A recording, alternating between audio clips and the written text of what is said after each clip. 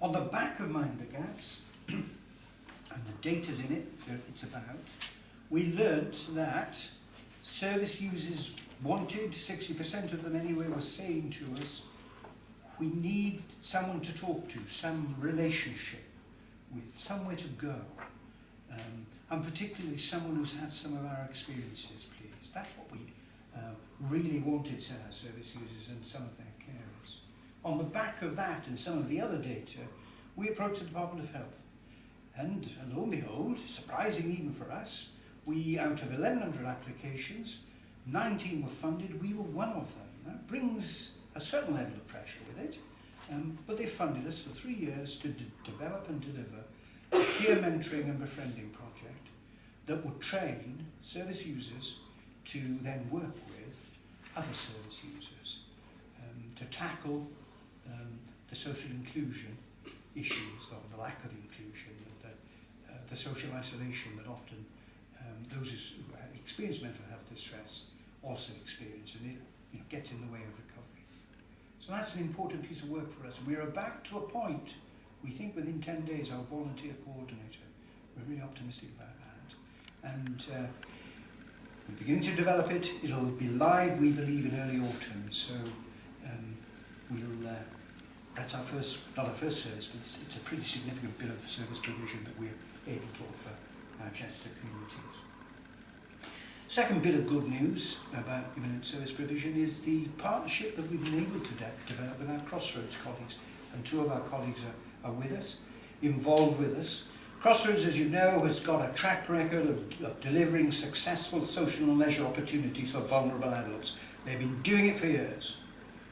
This partnership brings together that track record, their expertise, with our expertise in mental health, to create a win-win partnership. So we're again beginning to tackle some of the unmet need that we identified, because some of the respondents to the consultation made it very clear that they needed social and leisure opportunities to be able to begin that road to recovery and to meet their social needs. So that project again will, I hope, begin to address some of the unmet need that we all know, I think, exists. Finally then, bridging the gaps in this bit anyway, what I wanted to share with you.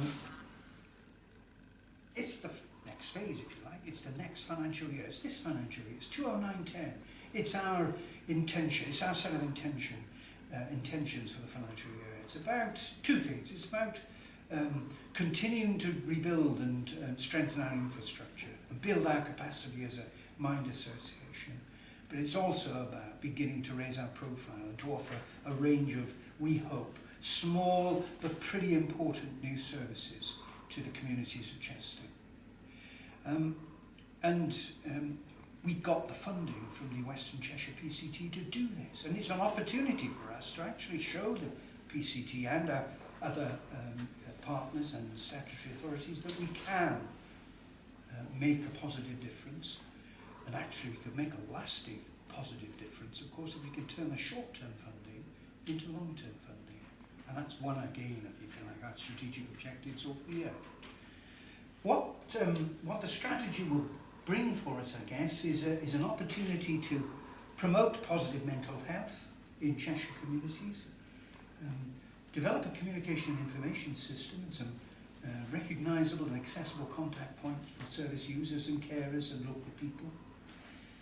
It'll give us those intelligent legs, or at least 2 more sets of intelligent legs. We'll have, for the first time for a long time, a development officer working for, I think it's 25, 30 hours, probably go up, it's 30 hours I believe. And our development officer designates in the back row, and many of you will know him, it's Mike Whitfield, and he takes up his post on the 1st of June. So for the first time we'll have a set of very intelligent legs. Those again of you will know that he was the researcher behind the Mind the Gaps consultation.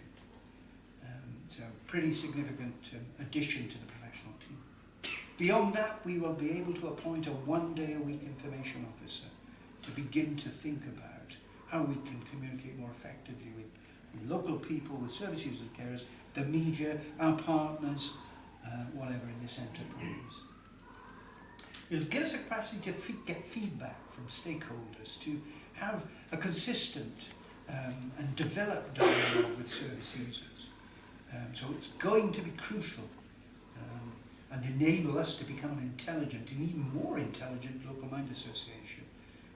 So from the very outset, we will be collecting, analysing and using data about need, experience, gaps in provision, and what our local people, local people are seeing in our Chester communities about mental health.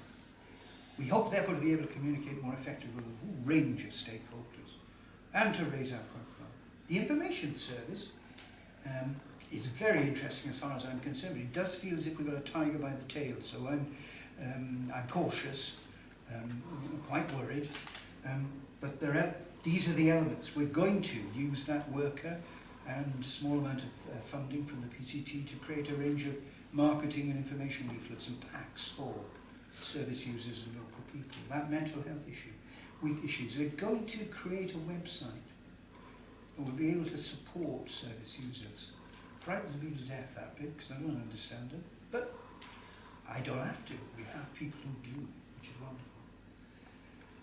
We're going to create opportunities also for service users to be able to meet Mind in Chester professionals.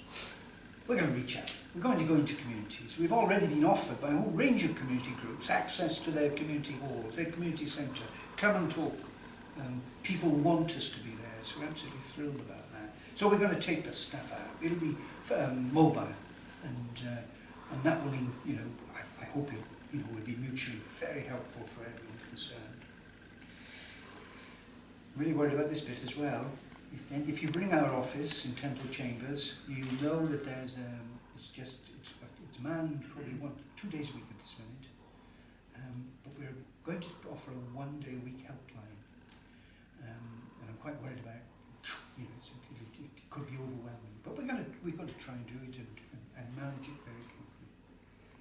In short, the Bridging the Gaps will enable us to continue rebuilding and enable us to make more of a fist responding to the Mind the Gaps consultation, and to improve not only with our partners the quality of service provision, but improve outcomes for service users and their carers. Honest, colleagues. Driving all of that is our strategic goal, which is to support service users to build on their potential and to fulfill their aspirations. Now, to achieve this, we aim to deliver services that, and these I think are pretty important characteristics of the sorts of services that we are determined to provide. Services that will improve outcomes for service users and carers.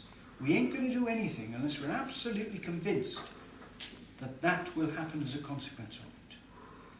Services that will challenge discrimination and stigma. Services that will work together with our partners to remove barriers and build bridges, to empower service users, carers and those who work with them. Services that challenge and support the need for change, that will respond openly to individual need. Services that believe all people can recover from whatever kind of mental health is besetting them. So they're hopeful, optimistic. It's a can-do. It can be done, and will be done. And services that are designed and developed increasingly by service users and their carers. And finally, what sort of organisation does Chester Mind aspire to be becoming?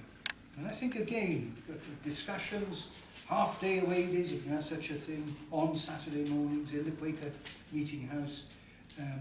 We've developed a collective view of what it ought to be like, this organisation. It's going to be driven by determination to improve outcomes for service users and carers. There's no doubt about that. Bottom line, essential measure. It will be increasingly informed and further developed by their needs and interests. It will develop empowering partnerships by anyone who wants to come and work alongside us and be with us